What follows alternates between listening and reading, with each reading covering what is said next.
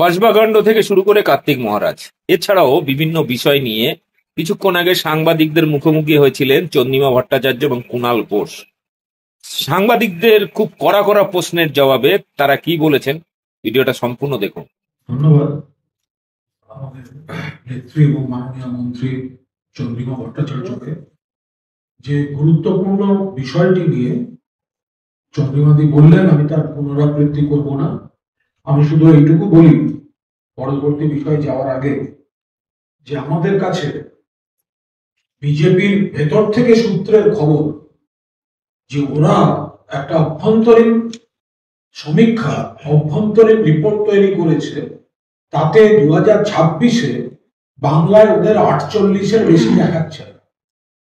বিজেপির ভেতরের সূত্রেই আমাদের কাছে খবর, যারা যোগাযোগ রাখেন, চলে আসতে চাইছেন, তাদের কাছ থেকে তো খবর পাওয়া যায়। কয়েকজনকে বলা আছে যে এক্ষুনি আমরা নিচ্ছি না, মাননীয় মুখ্যমন্ত্রী মমতা বন্দ্যোপাধ্যায়, আমাদের সেনাপতি অভিষেক বন্দ্যোপাধ্যায় তারা নজর রাখছেন, আপনারা এখন বিজেপিতেই থাকুন, ওখানে কি আলোচনা হচ্ছে সেগুলো আমাদের জানা। তো এখন তারা যে বলছে ওদের মধ্যে যে রিপোর্টটা এসছে তাতে 48-এর বেশি যাচ্ছে না, যে কারণে ওদের দিল্লিও মুখে বড় বড় কথা বলে ছেড়ে দিন, এই বাংলার বিজেপির উপর বিশেষ কোনো গুরুত্ব দিচ্ছে না এদের দল বা সংগঠন।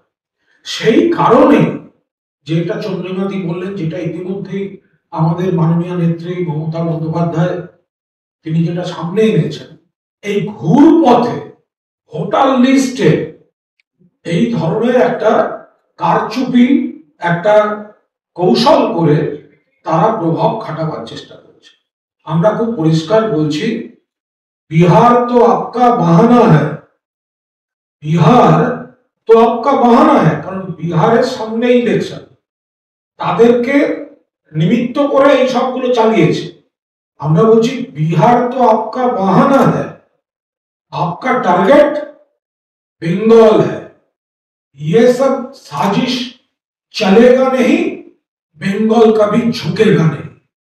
तृणमूल कांग्रेस কর্মীরা মমতা ব্যানার্জির নেতৃত্বে, অভিষেক বন্দ্যোপাধ্যায়ের সেনাপতিত্বে সর্বাত্মক আন্দোলনে যাবে যদি জাতীয় নির্বাচন কমিশন তারা নিরপেক্ষতা মুখোশ খুলে ফেলে তারা যদি দলদাসের মতো আচরণ করতে নামে, তাহলে আমাদের যে আন্দোলন, গণ আন্দোলন, সেটা যথাযথভাবেই হবে এবং 250-র বেশি আসন নিয়ে মমতা বন্দ্যোপাধ্যায়ের নেতৃত্বে চতুর্থবার মা মাটি মানুষের সরকার বাংলায় শপথ নেবে।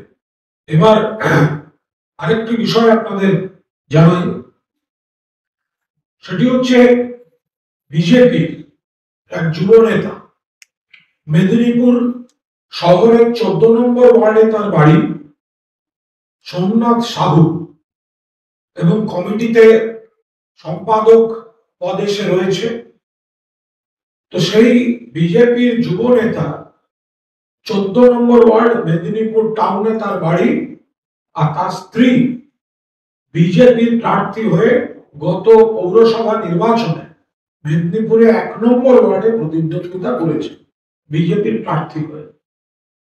এই ছেলেটি ওড়িশা সীমান্তে ঢুকে ডাকাতি করতে গিয়ে ধরা পড়েছে। ডাকাতি, তো ডাকাতি করতে গিয়ে ধরা পড়েছে, সিসিটিভিতে সব ধরা আছে, পালাতে গেছিল, মামাল ধরা পড়েছে। তো এখন দেখা যাচ্ছে তার সঙ্গে সুকান্ত মজুমদারের খুব সুন্দর ছবি আছে।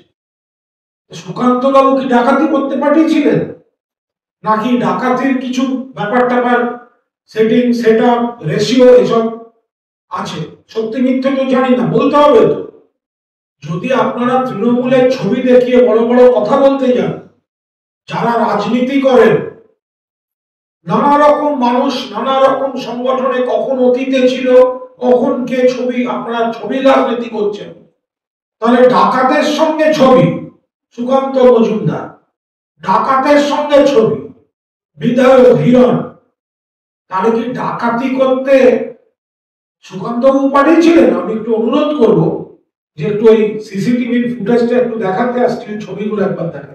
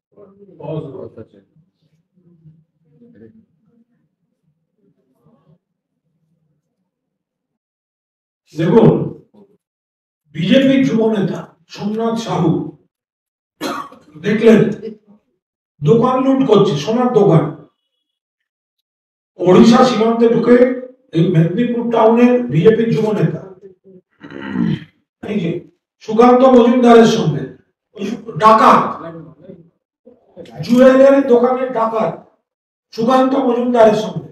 সুকান্ত পাঠিয়েছিলেন নাকি ডাকাতি করতে? কোনো সেটিং রেশিও ফেসিও আছে তো আপনাকে বলতে হবে। তো সুকান্ত পেছনে আবার ওনাদের ওই যে কি নাম, তাহলে তাহলে এও তো যুব নেতা, তো যুব মোর্চার সভাপতি ওখানে রয়েছেন, এই হচ্ছে পোস্ট পদ বিজেপির যুব মোর্চার লেটার হেডে। এরপরে হিরণবাবু রয়েছেন। তো আমাদের বক্তব্য হচ্ছে বিজেপির অফিসিয়াল কমিটির যুব নেতা, যার সঙ্গে যুব মোর্চা স্টেট প্রেসিডেন্টের ছবি আর রাজ্য বিজেপির সভাপতির ছবি, তাহলে কি ডাকাতি করতে সুকান্ত বাবু, হিরণ বাবু, যুব ওই কি নাম, ওরা কি একে পাঠিয়েছিল? এগুলো তো ক্লারিফাই করতে হবে, যেগুলো ঠিক না ঠিক নয়। তা যুব মোর্চার পদে রয়েছে সম্পাদক, অ্যাপয়েন্টমেন্ট লেটার পুরো লিস্ট শুদ্ধ রয়েছে। উড়িষ্যায় গিয়ে ধরা পড়েছে, পালাতে গেছিল, পাবলিক ধরে ফেলেছে, পুলিশের হাতে তুলে দিয়েছে। উড়িষ্যা কোন পুলিশ? BJP police. ধরাকে পড়েছে বিজেপি। কেউ বিজেপি যুব মোর্চার পদে থাকা কি করতে গিয়ে ধরা পড়েছে? সোনার দোকানে ডাকাতি। কার সঙ্গে ছবি? সুকান্ত মজুমদার। টাকা কি কম পড়িয়াছিল সুকান্ত বাবু? লোক পাঠাচ্ছেন অন্য জায়গায় ডাকাতি করতে। আমরা জানি না এটা ঠিক কিনা, কিন্তু ক্লারিফাই তো করতে হবে। whether it is true or not, whether it is fact or false, তৃণমূলের কারুর কোথাও কোনো সময় কোনো ভিড়ের মধ্যে ছবি থাকলে আপনারা বদনাম করতে নামেন। তাহলে এবার একটা সোনার দোকানের চোর ডাকাত সেইগুলোকে কোলে নিয়ে ঘুরছেন, তাহলে কেন এই কথা উঠবে না যে তাদের কাছ থেকে আপনাদের কোনো না কোনো লেনদেনের সম্পর্ক আছে কিনা? আমি একবারও অভিযোগ করছি না, এটা আমাদের রুচি বিরুদ্ধ। একবারও বলছি না যে সুকান্ত বাবু পাঠিয়েছেন বা অমুক বাবু পাঠিয়েছেন, কিন্তু আপনারা যখন অভিযোগ করবেন, উৎসাহ করবেন, থুতু ওপরের দিকে উঠলে নিজের মুখে পড়বে, এটা খেয়াল রাখতে হবে। সুকান্ত মজুমদার তার যুব নেতাকে ডাকাতি করতে পাঠিয়েছে, আমরা এই অভিযোগ করছি না, কিন্তু ডাকাতের সঙ্গে যদি সুকান্ত মজুমদারের ছবি থাকে তাহলে থাকলো কেন, সেই উত্তরটা তো সুকান্ত বাবুকে দিতে হবে, হিরণ বাবুকে দিতে হবে। তাহলে ভাবুন যে এই বিজেপির পদাধিকারীরা, প্রাক্তন পদাধিকারী নয়,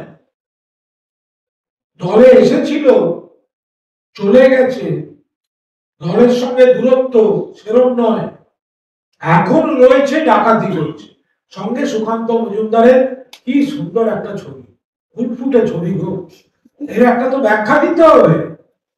যখন অন্যদের দিকে আঙুল তুলিয়ে বলেন এটা কেন হ্যান করেন, এবার বাকি যে আমাদের মিডিয়া বন্ধুরা রয়েছেন তারা যতবার একটু অন্যদিকে ছবি দেখাবেন, এদের শ্রীমুখগুলো একটু দর্শন করান, চোর ডাকাতের সঙ্গে কাঁধে হাত রেখে ছবি তুলছে, পোজ দিয়ে ছবি তুলছে, একটু দেখান, তখন দেখবেন যে উত্তরটা পাবেন। তারপরে জিজ্ঞাসা করতে হবে যে তাহলে তৃণমূলের দিকে আঙুল তুলিয়ে কথা বলছিলেন কেন? মানে দয়া করে একটু এটা মিডিয়ার কাছেও আমাদের কাছে অনুরোধ রইল, দয়া করে আপনারা এটা একটু বিষয়টা রাখবেন। বিজেপির নেতা লজ্জা লাগে, এখান থেকে গিয়ে অন্য রাজ্যে ঢুকে চুরি করছে, ডাকাতি করছে, পাড়াতে গিয়ে ধরা পড়ছে, সিসিটিভিতে ধরা থাকছে, তার ব্যাখ্যা এখানকার নেতারা দেবেন না? শুধু এই 17 জন মিলে রাস্তায় নাটক করলে হবে? এই তো সুকান্ত বাবু আটক হয়েছেন, লালবাজার নিয়ে যাওয়া হচ্ছে। ফালতু ওনাকে এইভাবে পুলিশকে বলবো আটক ফাটক না করে ওকে একটা গাড়িতে তুলে ধাপার মাঠে ছেড়ে আসতে, হেঁটে বাড়ি। সুকান্ত মজুমদারকে কষ্ট করে পুলিশ নিয়ে যাওয়া ছাড়া আইনি নথিপত্র তৈরি করা ফালতু ঝামেলা। ওকে একটা গাড়ি করে নিয়ে ধাপার মাঠে ছেড়ে আসুক, হেঁটে হেঁটে বাড়ি। যদিও সময় বলছেন যে কসবার ঘটনার প্রসঙ্গে প্রতিবাদ করতে গেছিলেন তিনি, কসবার ঘটনা চূড়ান্ত নিন্দনীয়। মাননীয় মন্ত্রী আমাদের এখানে আপনাদের সামনেও রয়েছে, মুখ্যমন্ত্রী থেকে শুরু করে অভিষেক বন্দ্যোপাধ্যায়, জিরো টলারেন্স।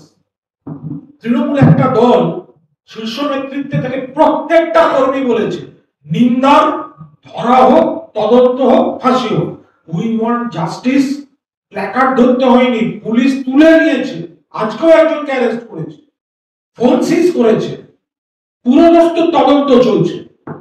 আমাদের বক্তব্য, আমরা কিছু কাউকে ডিফেন্ড করছি না, খারাপ ঘটনা। গতকাল ওই শব্দ বন্ধটা বলেছি, এসব জানোয়ারকে মেরে পিঠে চামড়া উঠিয়ে দেওয়া উচিত, কিন্তু সিপিএম বিজেপিদের কাছে শুনবো না। সিপিএম জমানার পরের পর নারী নির্যাতন, বামতলা ধানতলা থেকে শুরু করে ধর্ষণ, গণধর্ষণ, নারী হত্যা, বিজেপি স্টেট গুলো একের পর এক উন্নাও, হাতরাস, প্রয়াগরাজ, দিল্লি, মণিপুর, ত্রিপুরা, বিলকিস, উড়িষ্যা, গত 10 দিনে 5টা। তো ফলে এরা এখানে নাটক করবে, এটা হতে পারে না। তৃণমূল একমাত্র দল যে তাদের সরকার রয়েছে, তাতেও সামাজিক অপরাধ হলে মমতা বন্দ্যোপাধ্যায়, অভিষেক বন্দ্যোপাধ্যায় শুরু করে বাকি গোটা দল সে ঘটনার নিন্দা করে, দোষীদের শাস্তি চায়, পুলিশ ন্যায় বিচার দেয়, যেটা অন্য কোন দলের সিপিএম এর জমানায় ছিল না, বিজেপির রাজ্যে নেই। ফলে এই সুকান্ত বাবুরা গিয়ে নাটক করতে যাচ্ছেন বা সিপিএম গিয়ে নাটক করতে যাচ্ছে, এগুলো হচ্ছে পুরো দস্তুর নাটক। এগুলোকে ধরে গাড়িতে নিয়ে গিয়ে ধাপার মাঠে ছেড়ে দিয়ে আসা উচিত, হেঁটে বাড়ি ফিরবে। বিজেপি একটা তদন্ত কমিটি তৈরি করেছে। তৃণমূল আশ্রিত পশুরাই কাজ করছে। সুকান্ত বলছে এটা মানুষের কাজ নয়, পশুদের কাজ, আর তৃণমূল আশ্রিত পশুরাই কাজটা করে। কার্তিক মহারাজ কাদের আশ্রিত? কার্তিক মহারাজ কাদের আশ্রিত? কার্তিক মহারাজকে কেন এখনো অ্যারেস্ট করা হয়নি? কার্তিক মহারাজের বিরুদ্ধে যে ভদ্রমহিলা বয়ান দিয়েছেন, আইনি প্রসেস শুরু হয়েছে, তারপরে লজ্জা করছে না সুকান্ত মজুমদারের কথা বলতে? কোথায় থাকেন যখন উন্নাও, হাথরাস, প্রয়াগরাজ, বিলকিস, ওড়িশা, মণিপুর, ত্রিপুরা ঘটনা ঘটতে থাকে? লজ্জা করে না যখন আপনাদের দলের মধ্যে এই নিয়ে প্রশ্ন ওঠে? লজ্জা করে না যখন কিছুদিন আগে একজন মহিলা ফেসবুক লাইভ করে আপনার দলের এক নেতার বিরুদ্ধে কথা বলেন? আজকে গেছেন নাটক করতে কার্তিক মহারাজ। এইগুলো করতে সাহস পেয়েছে এই সুকান্ত বাবুদের পার্টির মদতে। ধর্মকে কলুষিত করছে কার্তিক মহারাজের মতো লোকেরা। হিন্দু ধর্মকে কেন, সামগ্রিক ভাবে ধর্মকে কলুষিত করছে এইসব লোক। আর এদের প্যাট্রন হচ্ছে ধর্ম বিক্রি করে যারা রাজনীতি করে এই সুকান্ত মজুমদারের মতো লোকেরা। বিজেপি আর সিপিএম বলছে যে দীর্ঘদিন ভোট হয় না এবং সেই কারণে ইউনিয়ন তৈরি না হয়, বহিরাগতদের দাপাদাপি বাড়ছে এবং সেটা একটা বড় কারণ। দেখুন, গতকালও এখানে সবিস্তারে তার ব্যাখ্যা দিয়েছে, আমাদের পার্টির তরফ থেকে দেওয়া হয়েছে। মুখ্যমন্ত্রী চান, শিক্ষামন্ত্রী চান, অভিষেক চান নির্বাচন হোক, কিন্তু এমন ভাবে কিছু ক্যালেন্ডার এসে যাচ্ছে, করোনা গেল, তারপর এমন কিছু এলো এবং সেখানে কেন্দ্রীয় সরকারেরও কিছু বিষয় রয়েছে, ফলে সেই জায়গাটা একটু পিছিয়ে যাচ্ছে। যখনই সেটা করতে যাওয়া হয়, নয় সামনে পুজো, বর্ষাকাল, হ্যান ত্যান, ফলে একটা চেষ্টা হচ্ছে যত তাড়াতাড়ি সম্ভব করা, কিন্তু তার সঙ্গে এগুলোর কোনো এটা জড়ানোটা এক নয়। এটা একটা সামাজিক অপরাধ, বিচ্ছিন্ন প্রবণতা, ফলে সেটা কড়া হাতে মমতা ব্যানার্জির পুলিশ ট্যাকেল করছে। অগ্নিমিত্রা পল বলছেন আর্জি করে সিবিআই ব্যর্থ মানছি, কিন্তু কসবা কাণ্ডে পুলিশ যথাযথ তদন্ত করুক, না হলে পুলিশ মন্ত্রী পদত্যাগ করতে হবে। এখন বলছেন যে আর্জি করে সিবিআই ব্যর্থ মানছি, এই ক্ষেত্রে বলছেন যে পুলিশ, কলকাতা পুলিশ তদন্ত করুক বলছে। ব্যর্থতা তো মেনে নিলেন আর্জি করে যে ইনসিডেন্ট, কারণ সিবিআই পুলিশের থেকে বেশি কিছু অন্য কিছু পায়নি, অর্থাৎ কলকাতা পুলিশ সঠিকভাবে সঠিক পথে চলেছিল, তার জন্য সিবিআই আর অন্য কিছু পায়নি। সেই পুলিশই আবার ধরেছে 12 ঘন্টা, কমপ্লেন্টের 12 ঘন্টার মধ্যে কিন্তু ধরেছে 3 জনকে, আর একজনকে পরে ধরেছে, 4 জন অ্যারেস্টেড। সুতরাং সেই পুলিশ যে যথাযথ ব্যবস্থা নেবে সে বিষয়ে কোনো সন্দেহ নেই, কারণ পুলিশ মন্ত্রীর নাম মমতা বন্দ্যোপাধ্যায়। অগ্নিমিত্রা পাল কি বললেন তাই দিয়ে তো রাজ্য চলে না, রাজ্যের মানুষ কি বলে তাই দিয়ে রাজ্য চলে। একটা তদন্ত কমিটি গঠন করেছে, সেই তদন্ত কমিটিতে কেন্দ্রের 2 জন প্রাক্তন মন্ত্রী রয়েছেন, একজন আমলা রয়েছেন, পুলিশ কর্তা, এরা আসবেন কলকাতায়। বিজেপির তরফ থেকে অন্যতম মুখ বিপ্লব কুমার দেব, ত্রিপুরার প্রাক্তন। খুব ভালো ফ্যাক্ট ফাইটিং টিম আসছে, এটা এখানেই আসতে পারে, বাংলায় আসতে পারে, কিন্তু উড়িষ্যায় যে কথা কুণাল ঘোষ বললেন যে 10 দিনে 5টা এই ধরনের নির্যাতনের মামলা, ওই সেখানে তো ফ্যাক্ট খুঁজতে কেউ যান না। আমরা তো ফ্যাক্টকে বলছি না যেটা ফ্যাক্ট নয়, সুতরাং এটা হতে পারে, কিন্তু সবই প্রমাণ সাপেক্ষ, কিন্তু আমরা তাদের শিল্ড করছি না, কিন্তু সরকারের পক্ষ থেকে শিল্ড করছি না, বরঞ্চ এখানে একটা ছবি আমার কাছে রয়েছে যে যেখানে বিজেপির মহিলা মোর্চা আম্বেদকর নগরের প্রেসিডেন্ট, তিনি আম্বেদকর নগরের প্রেসিডেন্ট রিঙ্কাল সিং, তিনি পায়ে পড়ছেন, কার পায়ে পড়ছেন? রাজ্যসভার এমপি ব্রিজলাল আইপিএস, তার পায়ে পড়ছেন যে আমার প্রতি যে অ্যাটাক গুলো হচ্ছে সেটা পুলিশ সেই যারা অ্যাটাক করছে তাদের শিল্ড করছে, সঠিকভাবে ব্যবস্থা গ্রহণ করছে না।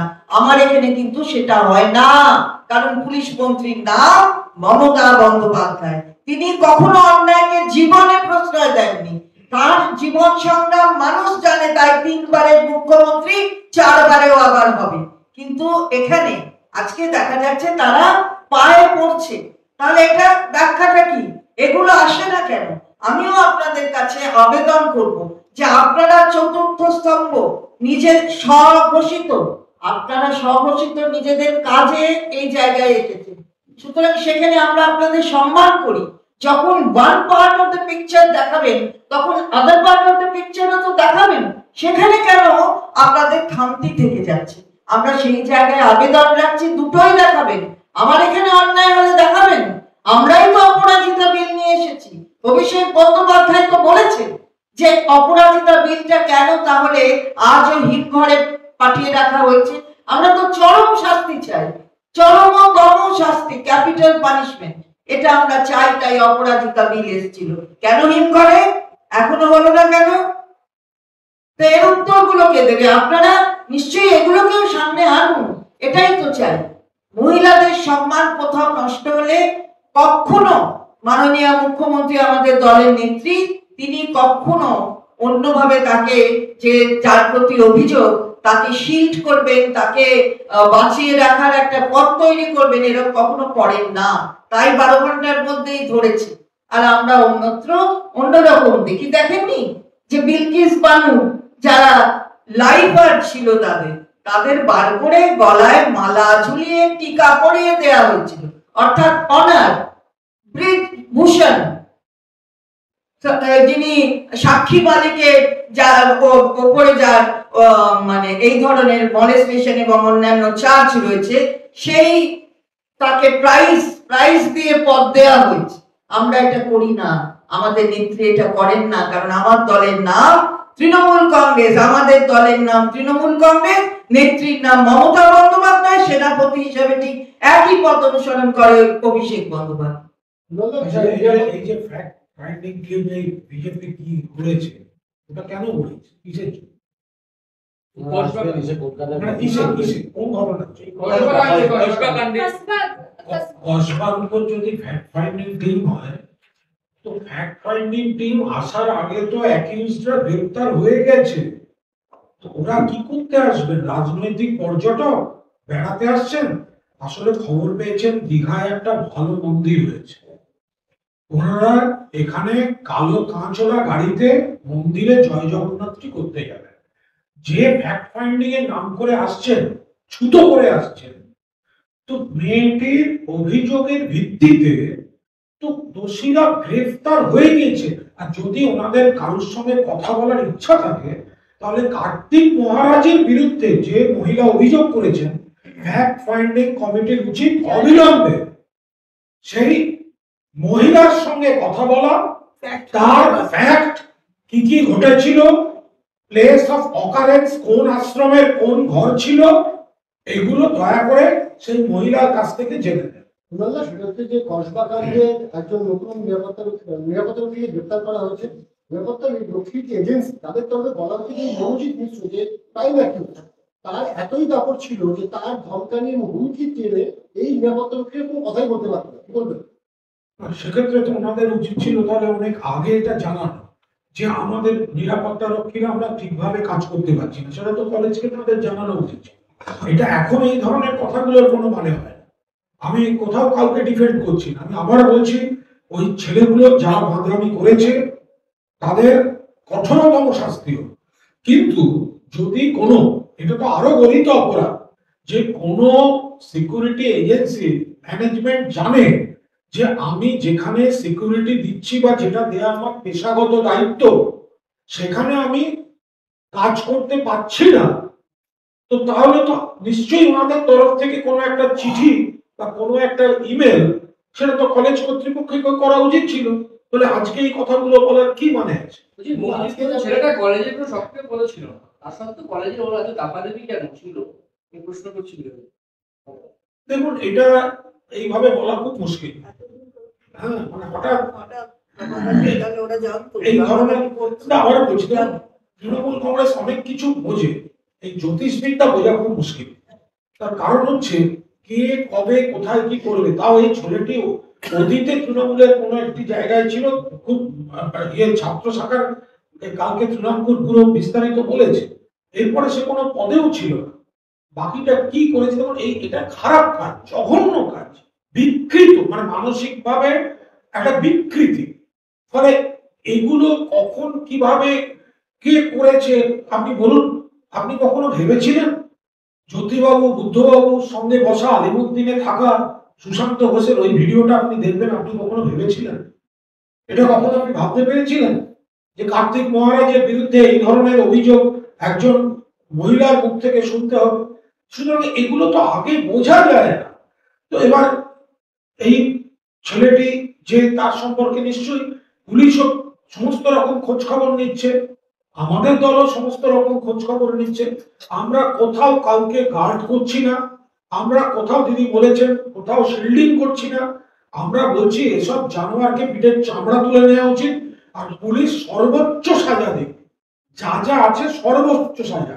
আমরা পুরোদস্তুর মেয়েটির পাশে, মেয়েটির পরিবারের পাশে, তাদের সঙ্গে। কিন্তু এটা হচ্ছে আবার তৃণমূল একমাত্র দল যেটা তাদের জমানায় কোনো অসামাজিক খারাপ কাজ হলেও তৃণমূল সেটা জোরে বলে। আপনি একটা পার্টি দেখান, বামতলার পর একটা সিপিএম নেতাকে দেখান দাঁড়িয়ে নিন্দা করেছে। সিঙ্গুরে তাপসী মালিককে ধর্ষণ খুনের পর একটা সিপিএম নেতার স্টেটমেন্ট দেখান, একটা পার্টি স্টেটমেন্ট দেখান যারা দুঃখ প্রকাশ করেছে, ক্ষমা চেয়েছে। তৃণমূল একমাত্র দল যে আমাদের সরকারের সময় যদি কেউ কোনো খারাপ কাজ করেন, মুখ্যমন্ত্রী বলে দেন কেউ কাউকে তাকে সমর্থন করবে না, পুলিশ ধরে আনে, অভিষেক বন্দ্যোপাধ্যায় বলে দেন জিরো টলারেন্স। এইটা করার ক্ষমতা বাকি কোন দলের নেই। নাম প্রকাশে অনিচ্ছুক এক তৃণমূল ছাত্র পরিষদের একজন তিনি বলছেন যে এই মনোজিৎ মিশ্র অতীতে কলেজে অস্ত্র নিয়ে ভয় দেখানোর মতো কাজ করেছে, ডজন ডজন অভিযোগ তার বিরুদ্ধে জমা পড়েছে, তারপরেও কেন ব্যবস্থা নেওয়া হয়নি? নাম প্রকাশে অনিচ্ছুকের যদি আপনি অভিযোগ নেন, তাহলে নাম প্রকাশে অনিচ্ছুক এরকম 4-5 থেকে বেরোবে, এবং সেগুলো বিভিন্ন সংগঠনের ক্ষেত্রে প্রযোজ্য হবে। সেগুলো খুব ভালো লাগবে। বলছি যে এর বিরুদ্ধে যে অভিযোগ এসছে, মানে অফিসিয়ালি থানায় ছুরি মারার অভিযোগ, প্রিন্সিপালের ঘর ধ্বংসের অভিযোগ, সিসিটিভি ভাঙার অভিযোগ, তারপর পাস আউট করে বেরিয়ে গেল। তৃণমূল ছাত্র পরিষদ, তৃণমূল সরকার ক্ষমতায় আছে, সেই সংগঠনের মানে জানার ক্ষমতা হলো না যে তাদের সেখানে ইউনিটের কাজ না করে একজন প্রাক্তনী অবস্থা করছে? মানে এটা অনেকের প্রশ্ন। দেখুন, এই বিষয়টা, এটা রাজ্য নেতৃত্বের পক্ষে কোন কলেজে কোথায় কি হচ্ছে এটা নজর রাখা খুব মুশকিল। সেই কারণেই কাল আমরা ছাত্রের সভাপতি তৃণাঙ্কুর ভট্টাচার্যকে আমরা অনুরোধ করেছিলাম, উনি কাল যা যা ব্যাখ্যা দিয়েছে, যে ছেলেটি একটা সময় একদম গ্রাসরুটে কিছু পদে ছিল, 22 সালের পর থেকে সে কোনো পদেও নেই। বাকি কোন কলেজে কোন ইউনিটে কি, এই প্রশ্নগুলোর উত্তর আমাদের পক্ষে দেওয়া খুব মুশকিল। আপনি বলুন, এখন ভাব দেখানো হচ্ছে যেন সিপিএম এর জমানায় এসএফআই কলেজে কলেজে গোলাপ ফুল বিলি করত। ব্যাপারটা তো সেরকম নয়।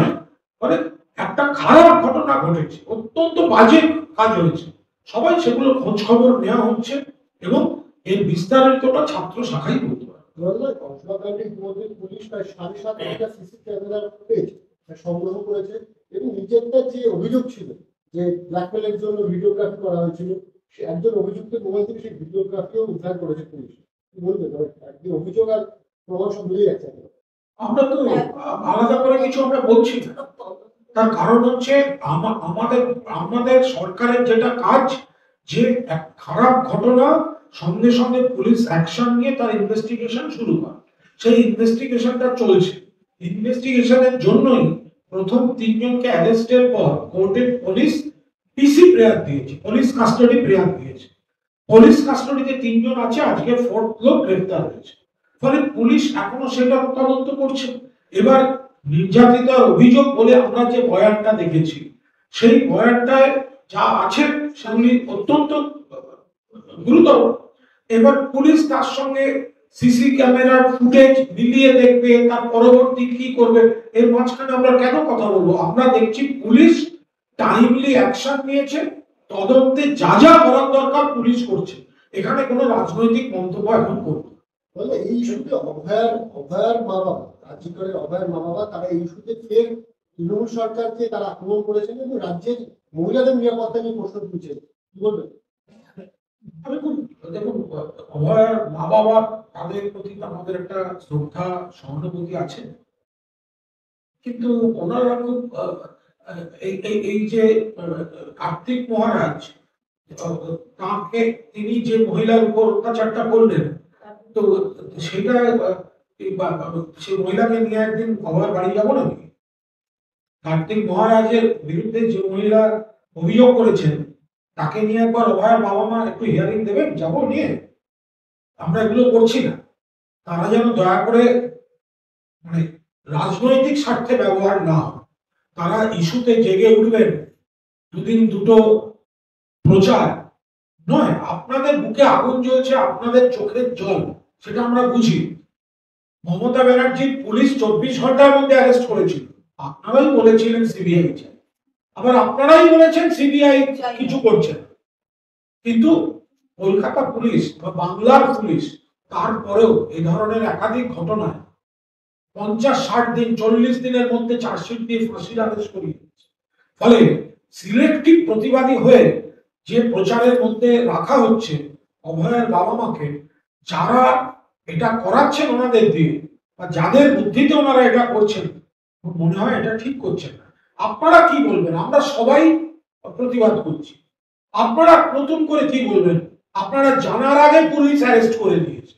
তবে অভয়ের বাবা মা যদি চান, তাহলে কার্তিক মহারাজের যে যার মহিলা অভিযোগ করেছেন তাকে ওখানকার লোকেরা নিয়ে অভয়ের বাবা বাড়ি যেতে পারে, সেটাও একটু শুনে নেবেন। চন্দ্রবাবু, আপনার কাছে একটা প্রশ্ন, সেটা হচ্ছে যে রাজ্য সরকার ইতিমধ্যে ডিএ মামলায় সুপ্রিম কোর্টে একটি আবেদন জানিয়েছে যেটা যাতে আরেকটু সময় পাওয়া যায় এবং পুনর্বিবেচনা করা যায়। আজকে সংগ্রামী যৌথ মঞ্চের তরফে সংবাদ প্রচার করে বলা হয়েছে যে তারা সরকারের বিরুদ্ধে এবার আদালত অবমাননা মামলা করতে চলেছে, কি বলবেন? ইতিমধ্যেই আপনারা যেটা বললেন যে একটা ইন্টারলকুটরি অ্যাপ্লিকেশন করা হয়েছে, সেটা সরকার পক্ষ থেকে সরকার কি মনে করছে এবং কেন সময় চাইছে সেটা বলে সেটা করা হয়েছে। এবার সেটা মাননীয় সুপ্রিম কোর্ট দেখবেন, সেই ইন্টারলকুটরি অ্যাপ্লিকেশনের উপর হিয়ারিং হবে। এবার কে অবমাননার কেস করবে না করবে, সে তাদের যদি অধিকার থাকে নিশ্চয়ই করবে। আমরা তো কখনো বলিনি। অবমাননা হয়েছে কিনা সেটা তো মাননীয় সুপ্রিম কোর্ট দেখবেন, যারা অ্যাপ্লিকেশন করতেই তারা করবেন। আমরা কোথাও অবমাননা কোর্টের করি না বলে তাই ইন্টারলকুটরি অ্যাপ্লিকেশন ফাইল করা হয়েছে। এর সঙ্গে একটু যোগ করে দেবেন, কালীগঞ্জে পোস্টাল ব্যালট তৃণমূল কংগ্রেস প্রার্থী বিপুল ভাবে এগিয়ে আছে, বিজেপি সিপিএম কংগ্রেস অনেক পিছিয়ে। অর্থাৎ যারা সরকারের কর্মী, যারা সিস্টেমটায় মানুষকে পরিষেবা দিচ্ছেন, দায়িত্বের সঙ্গে কাজ করছেন, কিছু কিছু রাজনীতির কথা বলে মঞ্চ বেঁধে সরকার বিরোধী আন্দোলনের প্ররোচনায় পা দিচ্ছেন না, সেই সংখ্যাগরিষ্ঠ সরকারি কর্মী কিন্তু মাননীয় মুখ্যমন্ত্রীর উপর আস্থা রাখছেন, সরকারের উপর আস্থা রাখছেন, সরকারের যুক্তিটা বুঝছেন এবং পোস্টাল ব্যালটের রেজাল্ট সেটাই প্রতিফলিত করছে। তৃণমূল কংগ্রেসের 21শে জুলাই দীর্ঘদিনের একটা শহীদ তর্পণের দিন হিসেবে আপনারা পালন করেছেন। এবার সেই 21শে জুলাই তিনি শহীদ দিবস পালন করতে চলেছেন চাকরিহারা সংগ্রামী যৌথ মঞ্চ এবং চাকরি প্রার্থীরা। তারা বলছেন এ রাজ্যে শ্রম এবং মেধা তাদেরকে শহীদ করছে রাজ্য সরকার। পায়ে পা দিয়ে যদি কেউ ঝগড়া করতে চায়, কেউ যদি সস্তা প্রচার 21শে জুলাইটা কি সেটা বোঝার ক্ষমতা এদের নেই। যারা শহীদ দিবস পালন করবে বলছে তাদের মধ্যে সিপিএম আছে, ওরাই তো হচ্ছে গণতন্ত্রের হত্যাকারী ছিল। ওদের গুলিতেই তো মারা গেছিলেন 21শে জুলাই 1993, 13 জন তো ওদের গুলিতে মারা গেছে। তারা কি করে নাটক করতে যাচ্ছে? আমি বারবার বলছি 21শে জুলাই আবেগের দিন, জনসমুদ্র থাকবে ধর্মতলা চত্বরে, কোনো প্ররোচনা দিতে যাবেন না, দয়া করে কোনো প্ররোচনা দেবেন না। No identity card, no vote. আপনার কাছে আজকে যে ভোটার পরিচয় পত্রটা আছে সেটা মমতা বন্দ্যোপাধ্যায় গোটা দেশে আওয়াজ তুলেছিলেন, সেই কারণে গুলি চালিয়ে 13 জনকে মারা হয়েছিল। সেই শহীদ তর্পণ ওটা শুধুমাত্র তৃণমূল শাখা বা তৎকালীন অবিভক্ত কংগ্রেস বা তৎকালীন যুব কংগ্রেসের কর্মসূচি বলে দেখবেন না, মানুষের অধিকারের কর্মসূচি ছিল। ফলে সেদিন যে শহীদ তর্পণ সেই দিনটাকে স্মরণ করে হয়, সেটাকে নকল করে বা সেই দিনে যদি কেউ বাধা দিতে যায় তারা নিজের দায়িত্বে নিজের ভালো বুঝে করবে। কেন্দ্রীয় জলসম্পদ মন্ত্রক জানি সৌজন্যের একটা সীমা আছে, ওরা 28 অভিযান ডাকবে। সেটা যার দেখুন, এটা বিরোধী দল, বিরোধী পক্ষ বা অন্য গণসংগঠন যারা সরকারের কাছে দাবি রেখে কোনো আন্দোলন করে তারা যে কোনো দিন যে কোনো জায়গায় করতে পারে, আইন সিদ্ধ যেখানে আছে। কিন্তু 21শে জুলাই যেটা বাংলার মানুষ জানে যে তৃণমূল কংগ্রেস শহীদ তর্পণ করে, সেদিন যদি কোনোভাবে প্ররোচনা দেওয়ার চেষ্টা হয় তাহলে পরবর্তীকালে যেন তৃণমূলের দিকে কোনো আঙুল না ওঠে। আমি আবার বলছি, 21শে জুলাই যদি কোনো প্ররোচনা দেওয়া হয় পরবর্তীকালে তৃণমূলের দিকে যেন কোনো আঙুল না ওঠে। কেন্দ্রীয় জলসম্পদ মন্ত্রক পরিষ্কার করেছে যে রাজ্যকে ঘাটাল মাস্টার প্ল্যানের টাকা দেওয়া হবে না, রাজ্য প্রয়োজনে আন্তর্জাতিক ঋণ নিবে। বিজেপি বলছে আপনারা তো কোনো কিছুতে প্রকল্পে জমিও দেন না, এখন কেন এই প্রসঙ্গের উত্থাপন করা? এর কোনো মানে হয় না। আমি মনে হয় যে আমাদের মাননীয় মন্ত্রী, আমি দেখেছি উনি একটা সাংবাদিক সম্মেলন করে বলেছেন, এটার কোনো অর্থ হলো যে আমরা পয়সা দেবো না, আমরা জমি দিই না, জমির পর জমি, তারপরেও যদি কেউ বলে জমি দিই না, তাহলে তো কি আর বলা যায় তাদের। আর এটা কোনো ভিক্ষা করে চাইবার নয়, কিন্তু পয়সাটা এখান থেকে উঠিয়ে নিয়ে যাচ্ছে। আমি আগেও ব্যাখ্যা করেছি, বিধানসভায়ও ব্যাখ্যা করেছি যে টাকা এখান থেকে উঠিয়ে নিয়ে যাচ্ছে, সেই টাকা আমাদের দেবে, সেই টাকাটা যুক্তরাষ্ট্রীয় কাঠামোতে দেবার কথা। কেন্দ্রে একটা সরকার থাকতে পারে, রাজ্যগুলোতে অন্য দলের সরকার থাকতে পারে, কিন্তু এটাই তো যুক্তরাষ্ট্রীয় কাঠামো, এটাই তো সংবিধান। সেই সংবিধানকে একটা বৃদ্ধা গোষ্ঠী দেখিয়ে যদি কোনো মন্ত্রী বলেন এই ধরনের কথা, কোথা থেকে ঋণ নেব না ঋণ নেব, এটা তো কারুকে আমাদের নির্দেশ দিতে পারেন না উনি। ঋণ কোথা থেকে নেব, সেটা নেব কিনা আদৌ, আর ওনাদের কি করব সেটাও তো আমরা দেখছি আন্দোলনের মধ্যে দিয়ে আমরা করছি। এবং আমাদের মাননীয় নেত্রী বহু ক্ষেত্রে যে টাকা দিচ্ছে না, সেই টাকা 100 দিনের কাজ হাইকোর্ট এবার বলে দিয়েছে দিতে হবে। তাহলে কি হলো? তার আগেই মাননীয় মুখ্যমন্ত্রী কিন্তু একটা রাস্তা তৈরি করেছিলেন কর্মশ্রী প্রকল্পের মধ্যে দিয়ে।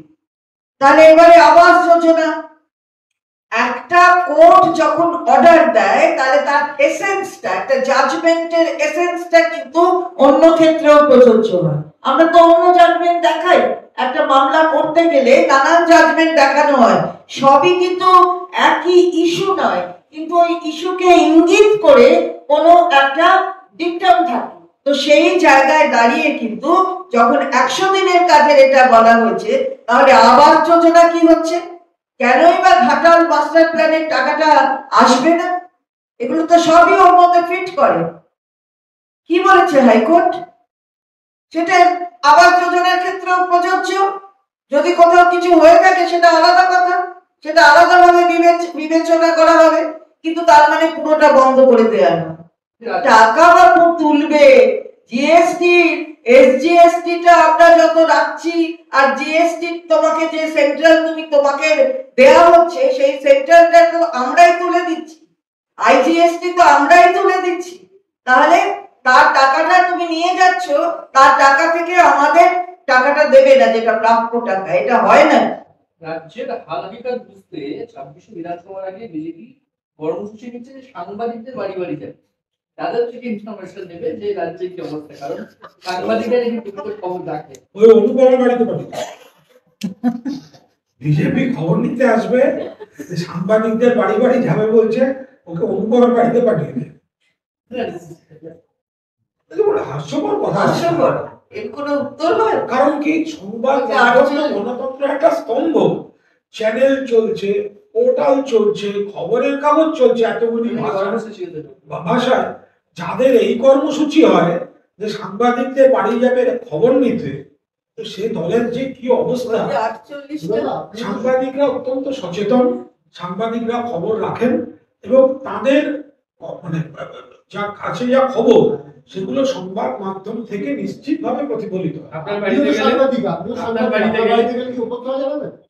না না, কেউ এলে কি হয়েছে, বাড়িতে আসলে কেউ কারোর বাড়িতে আসলে কারোর বাড়িতে কেউ যেতেই পারে, এসব নিয়ে কোনো বক্তব্য নেই। কিন্তু আমি বলছি যে সাংবাদিকরা নিশ্চিতভাবে একটা গুরুত্বপূর্ণ খবরের সোর্স বা সমীক্ষার জায়গা, কিন্তু সাংবাদিকদের যে তথ্য বা অ্যানালিসিস সেগুলো তো সংবাদ মাধ্যমে রিফ্লেক্টেড, একদম রিফ্লেক্টেড। মানে আপনি সেগুলো টিভিতে পেতে পারেন, আপনি কাগজে পেতে পারেন, আপনি সোশ্যাল মিডিয়ায় পেতে পারেন। এখন কার্যত আর সব সাংবাদিকই সোশ্যাল মিডিয়ায় কোথাও না কোথাও আছে। মানে কারোর যদি মনে হয় যে তাদের মতামত নেবেন, তাদের অ্যানালিসিস নেবেন, তো নিশ্চিতভাবে দেখতে পান যে কোনো দলের এটা হতে পারে। দেখুন, আমরা সাংবাদিকদের সঙ্গে যখন আমরা কথা বলি, গল্প করি, তখন কি আমরা তথ্য বিনিময় হয় না? তখন কি আমরা সমৃদ্ধ হই না? 100 বার হতে পারে। কিন্তু কোনো রাজনৈতিক দলের কর্মসূচি যে সাংবাদিকদের কাছে গিয়ে খবর শুনবো, এটা হচ্ছে ওই যে কারোর বাড়ি গিয়ে এই কি বললো রে, আমার নামে বলছিল, আবার ওখানে গিয়ে আমার নামে কিছু বলছিল। ব্যাপারটা ব্যাপারটা পিএনপিসি ধর্মী হয়ে যাচ্ছে। তার সঙ্গে কোনো মানে কমপ্লিট এবং কংক্রিট তথ্য সংগ্রহে মানুষের কাছে যান না, সাংবাদিকদের নিয়ে যান সঙ্গে। যদি তথ্য জানতে হয়, গ্রাম বাংলায় যান, কন্যাশ্রী থেকে লক্ষ্মীর ভান্ডার, স্বাস্থ্য সাথী থেকে 50টা 60টা 70টা তথ্য জানতে হলে সাংবাদিকদের টিম নিয়েই তো আপনারা ধরেন, নতুন করে আর কি নেবেন? তামান্না, কালীগঞ্জে তামান্নার মা সে অভিযোগ করছেন যে সে পুলিশকে আগে থেকে জানানো হয়েছিল যে এলাকায় বোমা মজবুত রয়েছে, পুলিশ কোনো ভূমিকা নেয়নি। এমনকি কংগ্রেস যে প্রার্থী তিনিও সেখানকার কমিশনের অবজারভারকে জানিয়েছিলেন এলাকায় বোমা মজবুত রয়েছে। পুলিশের বিরুদ্ধে গাফিলতির অভিযোগ করছে। বলতে পারো, কারণ যদি কোনো অভিযোগ থেকে থাকে তারা নিশ্চয়ই লিখিত কিছু, যদি নির্দিষ্ট কারোর বিরুদ্ধে যদি কোথাও কিছু থাকে, যেমন একটা ধুম করে একটা যদি কেউ বলেন যে আমি এই এলাকায় এই শুনছি, ওটা একরকম জিনিস। আর যদি নির্দিষ্ট কোনো কারণ থাকে, নির্দিষ্ট কোনো অভিযোগ থাকে, আমি বলতে সবচেয়ে বড় কথা পরপর গ্রেপ্তার চলছে, আবার 2জন গ্রেপ্তার হয়েছে। তাহলে পুলিশ পুরোদস্তু সেই সমস্ত জায়গায় কাজ করছে। কালীগঞ্জে মোহাম্মদ সেলিম বিরাট সভা করছে এই ঘটনা। আপনি একটা বিরাট বললেন, বাবা কথায় বিরাট, সে যেন কি হয়েছে। কেন করেছেন? মোহাম্মদ সেলিম যে সভা করবেন কালীগঞ্জে, সেখানে কি উনি অনিতা দেওয়ানের জন্য নীরবতা পালন করেছেন? সেখানে কি উনি তাপসী মালিকের জন্য নীরবতা পালন করেছেন? সেখানে কি তিনি ধানতলায় ধর্ষিতদের জন্য নীরবতা পালন করেছেন, মানুষের কাছে ক্ষমা চেয়েছেন? সেখানে কি তিনি বিজন সেতুতে 2 আনন্দমার্গী সন্ন্যাসিনীকে খুন করার জন্য ক্ষমা প্রার্থনা করেছেন? সেখানে কি তিনি বাসন্তীতে আরএসপির মন্ত্রী সুভাষ নস্করের বাড়িতে বোমা মেরে তার ভাইয়ের স্ত্রীকে হত্যা করার জন্য দুঃখ প্রকাশ করেছেন? তালিকা অনেক লম্বা। সেখানে কি তিনি নেতাই গ্রামে গুলি করে 4 জন গৃহবধূকে খুন করার জন্য তিনি কি নীরবতা পালন করেছেন? সিপিএম এর কোন নেতা এই ইস্যুতে মিটিং করতে গেলে প্রথমে দাঁড়িয়ে মাথা নিচু করে নীরবতা পালন করবেন? আপনাদের সময়ে ধর্ষণ, গণধর্ষণ, নারী হত্যায় ক্ষমা চেয়ে নীরবতা পালন করবেন, তারপর বড় বড় কথা বলবেন। এই সরকারের বিরুদ্ধে বঞ্চিত যারা, তারা সব এক ছাতার তলায় এসে যৌথ মঞ্চ বানিয়ে সরকারের বিরুদ্ধে নবান্নতম দাস দিচ্ছে। এই সরকারের বিরুদ্ধে চক্রান্ত চলবে। দেখুন, কার কি অধিকার তিনি আন্দোলন করতে পারেন। এক ছাতার নিচে থাকবেন না বিভিন্ন ছাতার নিচে থাকবেন, সেটাও তাদের অধিকার। সরকারের বিরুদ্ধে চক্রান্ত করে কিছু হবে না।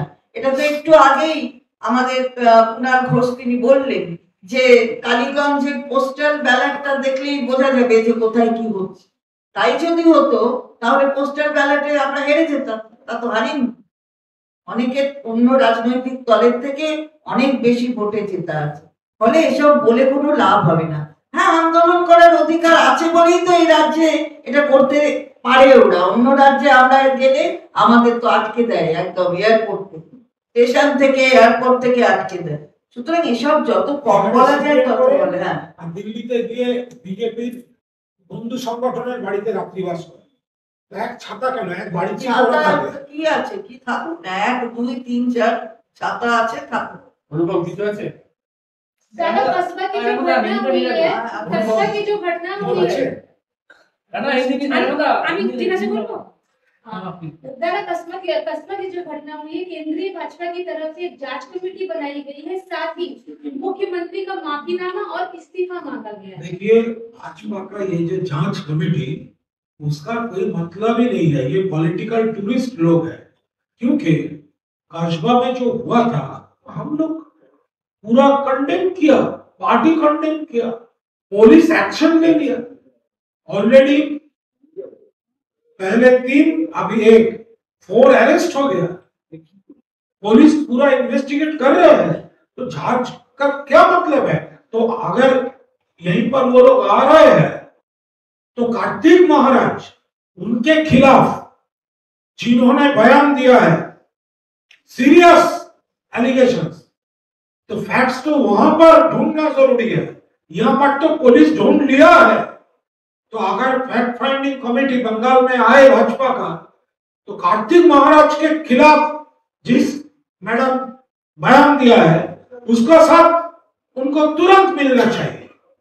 दादा सुकांशु मजूमदार आज फिर अरेस्ट हो गए, इस बार वो कस्बा इंसिडेंट को लेकर प्रोटेस्ट करने गए। देखिए, जब उसको पता चला सुकांत मजूमदार को ऐसा कोई हरकत हुआ है, तो ऑलरेडी पुलिस ने अरेस्ट कर चुका था और तृणमूल कांग्रेस कंडेम कर दिया था। Trinamool one and only party है कि हमारा गवर्नमेंट है, लेकिन हमारा स्टेट में अगर कोई खराब काज हो, चीफ मिनिस्टर कंडेम करता है, अभिषेक बनर्जी कंडेम करता है, पूरा पार्टी कंडेम करता है। लेकिन भाजपा लेफ्ट, उसके जमाने में जो हुआ था, भाजपा का स्टेट में जो हो रहा है, वहां पर एक खराब काम हो तो कोई कंडेम, उनका कोई स्टेटमेंट नहीं है। यही तृणमूल है, हम खराब को खराब बोलते हैं। Thank you.